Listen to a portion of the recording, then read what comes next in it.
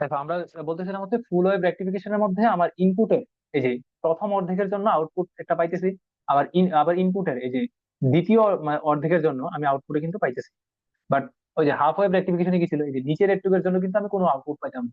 But full wave রেক্টিফিকেশনে এই যে নিচের একটুকের জন্য কিন্তু আমি একটা আউটপুট পাইতেছি। তাহলে আমি যদি দেখি যে ইনপুটের জন্য টাইম পিরিয়ড শুরু হয় এখান থেকে, শেষ হয় এই জায়গায়।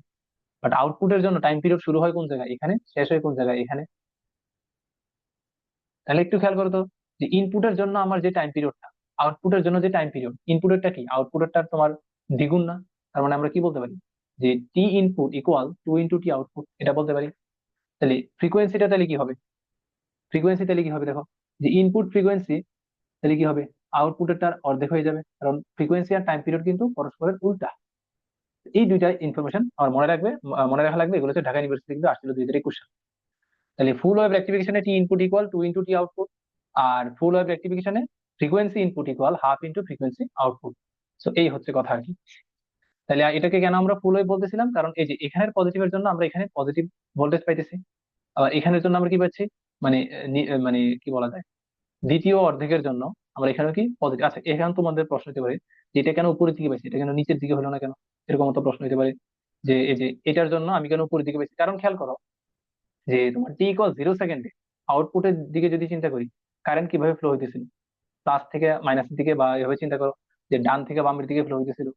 আবার টি ইকুয়াল 1 সেকেন্ডে ব্যাটারির পোলারিটি যখন চেঞ্জ হয়ে গেছে, তখনও কি কারেন্টটা আমার কোন দিকে ফ্লো হইতেছে, ডান থেকে বাম দিকে না? তার মানে দুই ক্ষেত্রে কিন্তু কারেন্টের ডাইরেকশনটা কিন্তু সেম, অর্থাৎ পজিটিভ থেকে নেগেটিভের দিকে যাচ্ছে। এই জন্য কিন্তু আমার গ্রাফটা কিন্তু উপরের দিকে উঠছে। এখন ধরো যদি এমন হইতো টি ইকুয়াল 0 সেকেন্ডে কারেন্ট আমার এই যে আউটপুট কারেন্ট যেটা, সেটা আমার যাইতেছে হচ্ছে তোমার ডান থেকে বাম দিকে, এবং ধরো টি ইকুয়াল 1 সেকেন্ডে কারেন্ট যদি উল্টা ডাইরেকশনে হইতো, অর্থাৎ কোনোভাবে যদি বাম থেকে ডান দিকে যদি পাইতাম, সেক্ষেত্রে কিন্তু আমার এখানের যে ইয়াটা আছে, গ্রাফ আছে, সেটা কিন্তু নিচের দিকে চলে যেত। ঠিক আছে? তো কেন সবগুলা গ্রাফ উপরের দিকে, কারণ কন্টিনিউয়াসলি কিন্তু আমার কারেন্ট কিন্তু মানে আউটপুটের যেই রোধ যেটা, সেটার মধ্যে কারেন্ট কিন্তু আমার অলওয়েজ ডান থেকে বাম দিকে চলতে থাকবে। এই জন্য কিন্তু সবগুলো আউটপুট গ্রাফ কিন্তু উপরের দিকে হবে। এটুকু পর্যন্ত কি বুঝছি সবাই?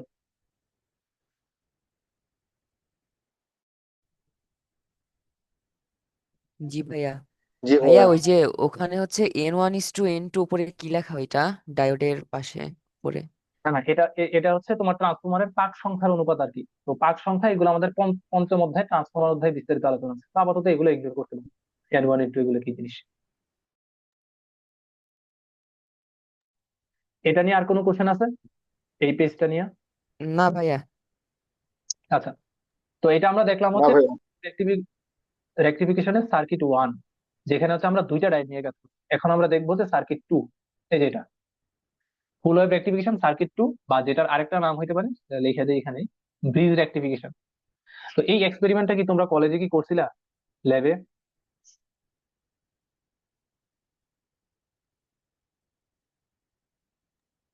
হ্যালো?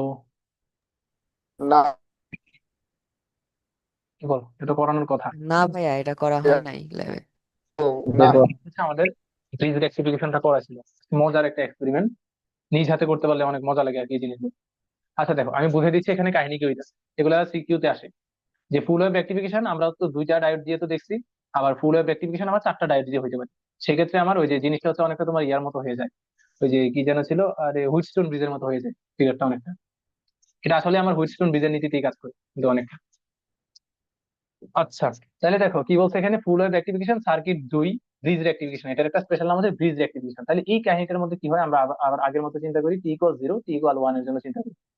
এই হচ্ছে আমার টি ইকুয়াল 0 সেকেন্ডের জন্য একবার চিন্তা করি, ঠিক তার পর মুহূর্তে টি ইকুয়াল 1 সেকেন্ড। তো এগুলো কিন্তু মানে 1 সেকেন্ডের ব্যবধান না, কিন্তু কাহিনী কিন্তু অনেক ক্ষুদ্র সময় হয়, আমি বোঝানোর জন্য 1 সেকেন্ড ধরে নিলাম আর কি। তো এসি সাপ্লাই, আচ্ছা, তো আগের মতো সব সব সিনারি কিন্তু ঠিক আগের মতো। তাহলে আমরা কি কাজ করবো, এসি সাপ্লাইয়ের জন্য ধরো পজিটিভ উপরে দিলাম, নেগেটিভ নিচে দিলাম।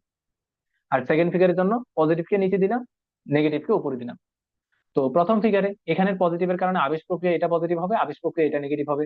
দ্বিতীয় ফিগারে আবেশ প্রক্রিয়া এই জায়গাটা নেগেটিভ হবে, এই জায়গাটা পজিটিভ হবে। আচ্ছা, এবার আসি ডায়োড গুলোর মধ্যে।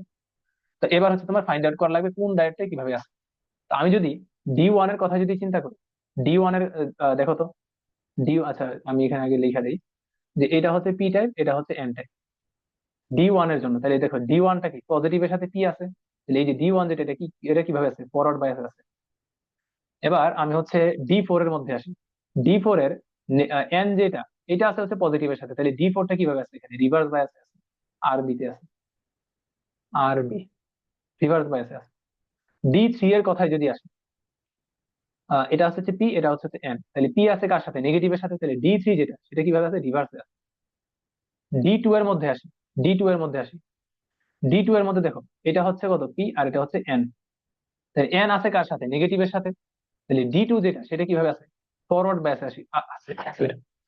তাহলে আমার টি ইকুয়াল 0 সেকেন্ডে ডি ফোর আছে হচ্ছে রিভার্সে, ডি ওয়ান আছে হচ্ছে ফরওয়ার্ডে, ডি থ্রি আছে হচ্ছে রিভার্সে, ডি টু আছে হচ্ছে ফরওয়ার্ডে। এবার টি ইকুয়াল 1 সেকেন্ডের জন্য আসি, টি ইকুয়াল 1 সেকেন্ডের জন্য নেগেটিভ চলে আসছে এখানে, তাহলে এটা ডি ফোর এর কথা যদি বলি, তাহলে এখানে হচ্ছে পি, এখানে হচ্ছে এন, তাহলে এন কার সাথে আছে, নেগেটিভের সাথে, তাহলে ডি ফোরটা এবার কিভাবে আছে, ফরওয়ার্ডে আছে। কিন্তু ডি ওয়ান এর কথা যদি বলি, তো ডি ওয়ানে এখানে আছে হচ্ছে পি, এখানে আছে হচ্ছে এন, তাহলে পি আছে কার সাথে, নেগেটিভের সাথে, তাহলে এইখানে ডি ওয়ানটা কিন্তু এবার রিভার্স বায়াস। ডি থ্রি এর কথায় আসি, ডি থ্রি এর পি হচ্ছে এটা, এন হচ্ছে এটা, তাহলে পি আছে কার সাথে, পজিটিভের সাথে, তাহলে ডি থ্রি যেটা সেটা এবার ফরওয়ার্ডে আছে। ডি টু এর মধ্যে আসি, ডি টু এর এটা হচ্ছে পি, এটা হচ্ছে এন, তাহলে এন আছে কার সাথে, পজিটিভের সাথে, এই যে কি হবে, এই যে এন কিন্তু এখানে আছে, আর ব্যাটারি পজিটিভ কিন্তু এই যে এই জায়গাতে পজিটিভ, এই জায়গায়। তাহলে দেখো আবার ডি টু যেটা সেটা কিন্তু এবার কিভাবে আছে, রিভার্সে আছে, কারণ এন এর সাথে পজিটিভ, সি এর সাথে নেগেটিভ, এটা মানে কি, রিভার্স। তাহলে আমরা এখান থেকে বুঝলাম যে টি ইকুয়াল 1 সেকেন্ডের জন্য ডি ফোর থাকবে ফরওয়ার্ডে, ডি ওয়ান থাকবে রিভার্সে, ডি থ্রি থাকবে হচ্ছে ফরওয়ার্ডে, ডি টু থাকবে হচ্ছে রিভার্সে।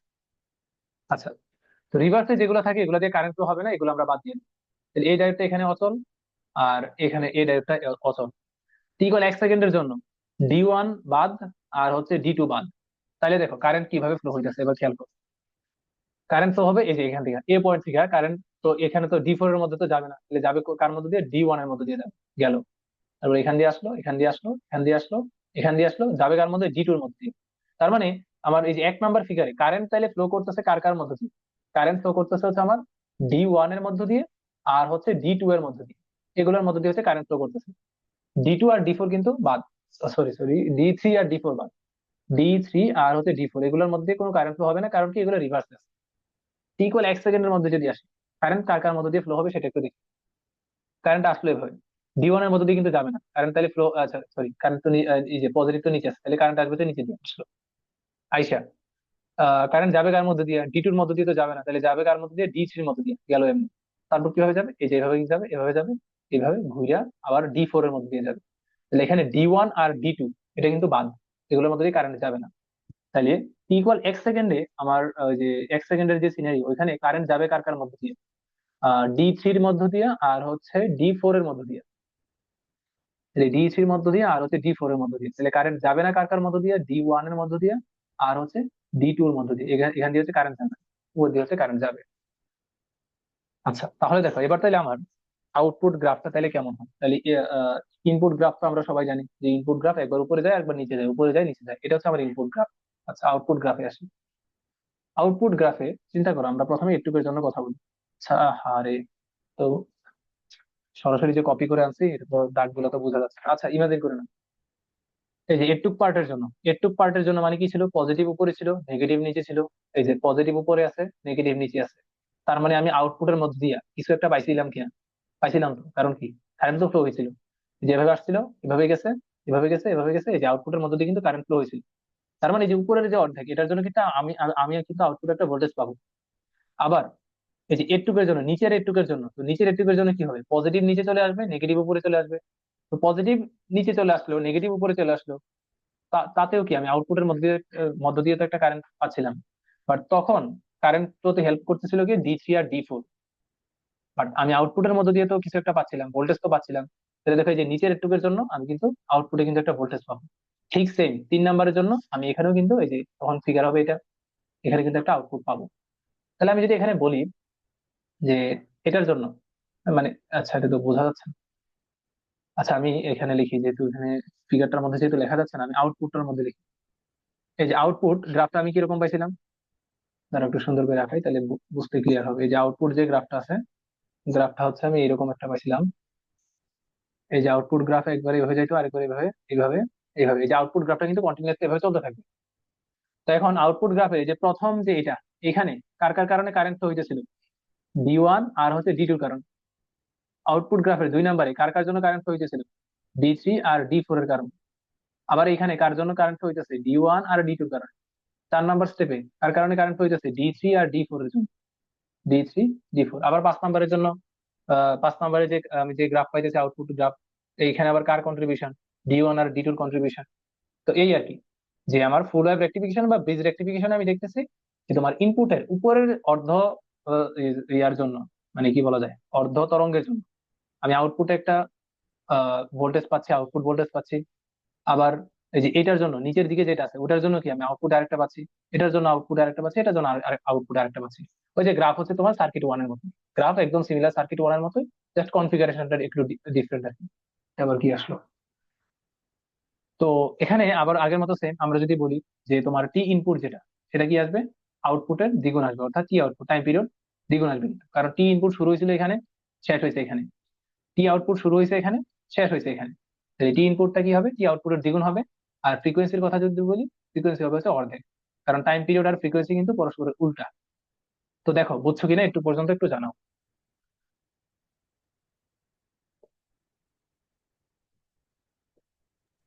জি ভাইয়া বুঝছি।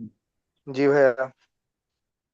জি তো ভাইয়া। এই তো তাহলে হচ্ছে আমাদের ডায়োডের যে পার্ট আছে ওটা কিন্তু একদম ফুললি কমপ্লিট। ডায়োড থেকে যা যা আসার মতো থিওরি ম্যাথ সবই হচ্ছে দেখাই দিলাম। আমরা হচ্ছে ফুলি নেক্সট ক্লাসে আমরা হচ্ছে ট্রানজিস্টরটা শুরু করবো, ট্রানজিস্টরের থিওরি একটা, ম্যাথ একটা, 2টা ক্লাস লাগবে, তাহলে ট্রানজিস্টর কমপ্লিট হয়ে যাবে। তো এই এই আর কি। তো ডায়োড থেকে যে ম্যাথ গুলো দেখাইলাম আর যে থিওরি গুলো দেখাইলাম এগুলো একটু বই থেকে একবার রিডিং দিয়ে নিও, বইয়ের মধ্যে দেখবো সুন্দর করে তোমার হাফ ওয়েভ রেক্টিফিকেশন এগুলোর ব্যাখ্যাগুলো দেওয়া আছে। তো ব্যাখ্যাগুলো যদি বুঝতে যদি সমস্যা হয় তাহলে তুমি এই যে রেকর্ডিংস থাকবে, রেকর্ডিংসটা আরেকবার 2x এ দেখে নিবা, তাহলে হচ্ছে ব্যাখ্যাগুলো আরেকবার মনে করে যাবে আর কি, যে কিভাবে কি কাহিনীগুলো হয়েছে। আর এখানে যে ম্যাথগুলো দেখাইছি ম্যাথগুলো অবশ্যই আরেকবার প্র্যাকটিস করবা, একটু বুঝে বুঝে প্র্যাকটিস করবা, মুখস্থ করার কিন্তু কিছু নাই, একটু বুঝে বুঝে প্র্যাকটিস করবা। আর এটা হচ্ছে অবশ্যই নিজে একবার কেভিএল দিয়ে সলভ করবে, ম্যাথ দিয়ে সলভ করে দেখবা আনসার কত আসে, আরেকবার হচ্ছে কেভিএল দিয়ে সলভ করে দেখবে সেম আসে কিনা। তো এই আর কি হচ্ছে আজকের ক্লাস। তো আজকের ক্লাস নিয়ে কোনো কোশ্চেন বা কনফিউশন আছে?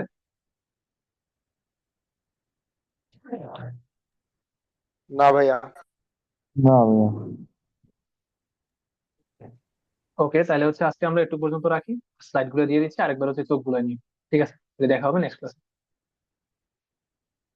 সালাম আলাইকুম ভাইয়া। ওয়ালাইকুম আসসালাম।